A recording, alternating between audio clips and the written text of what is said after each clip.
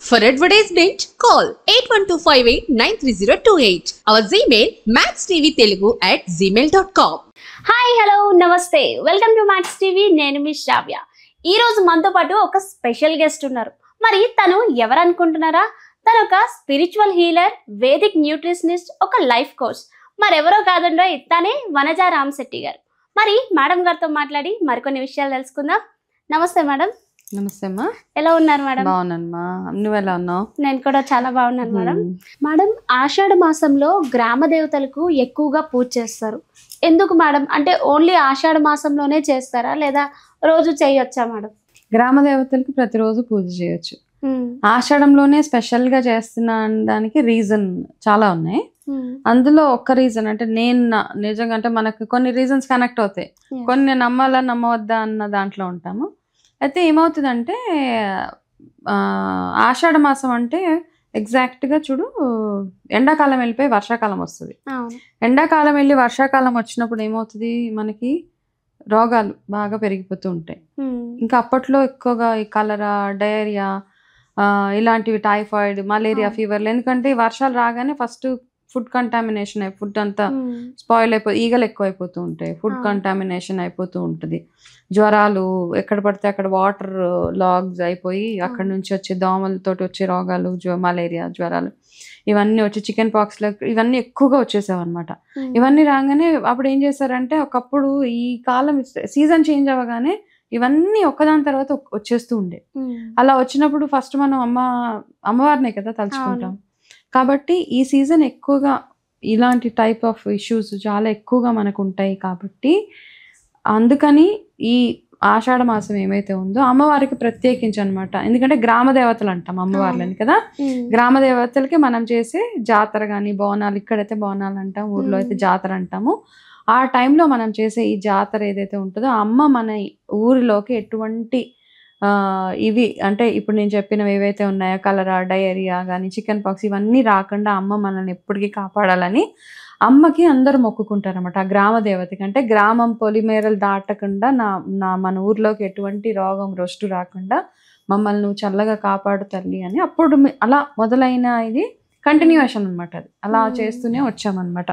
స్పెసిఫిక్గా ఎవరు చెప్పారు ఈ నెలలోనే చెయ్యాలి అంటే మాత్రం ఐ థింక్ ఇదొక్క లాజికల్గా చూసుకుంటే ఇదొక రీజన్ మనకి. కాబట్టి ఫస్ట్ ఇమ్మీడియట్గా మనకు కష్టం వస్తే అమ్మ అంటాం కదా, అలాగే అమ్మ మనల్ని అందరినీ కాపాడాలని చెప్పి ఈ నెల స్పెషల్గా ఎండాకాలం వెళ్ళి ఆషాఢ మాసం రాగానే ఇమ్మీడియట్గా మనం చేసేది అమ్మవారి పూజలు. అమ్మవారిని తలుచుకుని మనం ఈ జాతర బోనాలు అవి చేస్తే అమ్మ మనల్ని కాపాడుతుందని మనం జాతర చేసుకుంటాం, ఆషాఢ జాతరలు అంటాం. మరి గ్రామ దేవతలకి మనం పూజ చేస్తారు కదా స్పెసిఫిక్ గా ఆషాఢ మాసంలో. అవునవును. మరి దానికి కూడా మనం ఏమైనా ఉపవాసం ఉండొచ్చా మేడం? అట్లా ఏం లేదమ్మా. గ్రామ దేవతలకి నువ్వు చూస్తే ఇప్పుడు చూడు, మనం చాలా మూవీస్ లో చాలా చూసాం గ్రామ దేవతలు అవన్నీ. నార్మల్ గా చూస్తే ప్రతి ఒక్క విలేజ్ లో ఒక గ్రామ దేవత ఉంటుంది. మనం ఆ ఊర్లోకి ఎంటర్ అవ్వగానే ఒక అమ్మవారు ఉంటుంది. ముత్యాలమ్మ, పోలేరమ్మ, ఇలాగ ఎంతమంది, పోచమ్మ, ఇలా అందరూ ఉంటారు కదా. 101 మెంబర్స్ అనుకుంటా ఈ అమ్మవార్లు అందరూ గ్రామ దేవతలు. 101 మంది, వాళ్ళకు ఒక తమ్ముడు పోతరాజు. ఇలాగా ఆ 101 మంది ఏం చేస్తారంటే ఒక్కొక్క గ్రామాన్ని వాళ్ళ ఒక్కొక్క అమ్మవారు సేఫ్ గార్డ్ చేస్తుంటారు. ప్రొటెక్షన్ మనకు అనమాట. ఆవిడ ఫోర్స్, మనకి ప్రొటెక్షన్ ఫోర్స్ అనమాట ఆవిడ.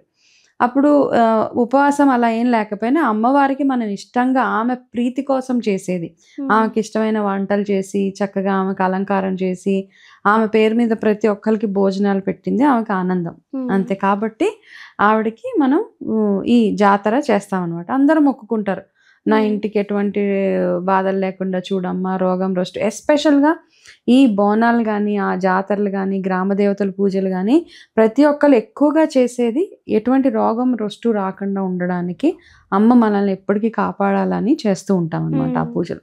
కాబట్టి ఈ ఆషాఢ మాసంలోనే ఎక్కువగా ఉంటాయి కాబట్టి కలరాలు, డయేరియాలు, వాటెవర్ అవన్నీ ఉంటాయి కాబట్టి ఈ మాసం చూస్ చేసుకుని చేస్తూ ఉంటాం. మామూలుగా మనం ఏదైనా పెళ్ళిళ్ళకి అటు వెళ్ళినప్పుడు ఆ ఊరు దాటి వెళ్ళాల్సి వచ్చినప్పుడు అమ్మవారి గుడి దగ్గర ఆగి అక్కడ కొబ్బరికాయ కొట్టి అమ్మవారి బొట్టు పెట్టుకుని వెళ్ళి వచ్చే వరకు మళ్ళీ అమ్మ మనల్ని కాపాడాలని వచ్చేటప్పుడు మళ్ళీ అక్కడ ఆగుతాం. చాలా మంది చాలా స్ట్రిక్ట్గా ఫాలో అవుతారు.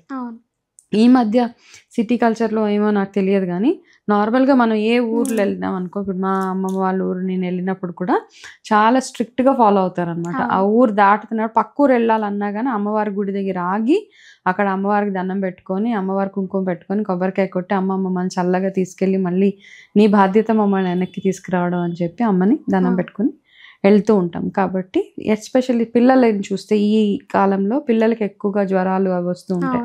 అవన్నీ రాకుండా అమ్మ మనల్ని ప్రొటెక్ట్ చేయాలి, మన ఊర్లోకి ఎటువంటి వైరసెస్ అట్లాంటివి రాకుండా అమ్మ కాపాడాలి అని చెప్తూ అమ్మవారికి మనం జరిపించే ఉత్సవమే ఈ జాతరలు కానీ బోనాలు కానీ. కాబట్టి ప్రతి ఒక్కరు అంటే మాకు ఆనవా ఉంది, మాకు ఆనవా లేదు అవన్నీ కాదు.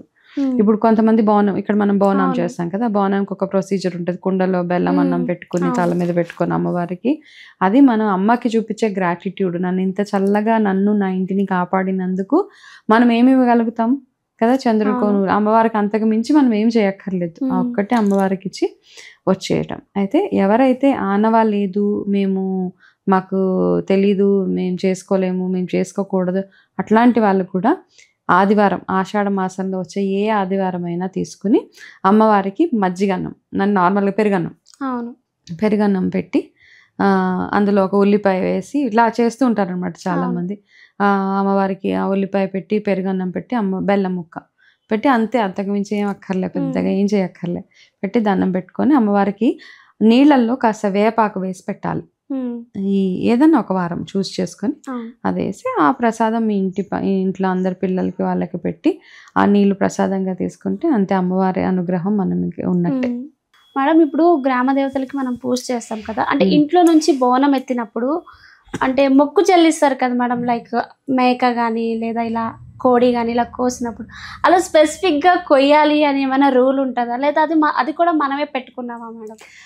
డెఫినెట్గా మనం పెట్టుకున్న రూలే కదమ్మా అది కదా. ఇలా ఎక్కడ మన ఇష్టం అనమాట, అది చేయాలి అంటే చేస్తారు, చేయకూడదు అంటే చేయకూడదు. సో అలా అనవా వస్తూ ఉంది కాబట్టి చేసేస్తున్నారు. అట్లా అని అంటే ఈ పర్టికులర్ పాయింట్ మీద ఎవరో అమ్మవారు వచ్చి చెప్పింది నాకు మేకని బలి ఇవ్వండి, కోడి బలి ఇవ్వండి అవన్నీ అంటే, అమ్మ అంటే ఎప్పుడు అందరూ బాగుండాలనే చూసే అమ్మ కాబట్టి అంతే.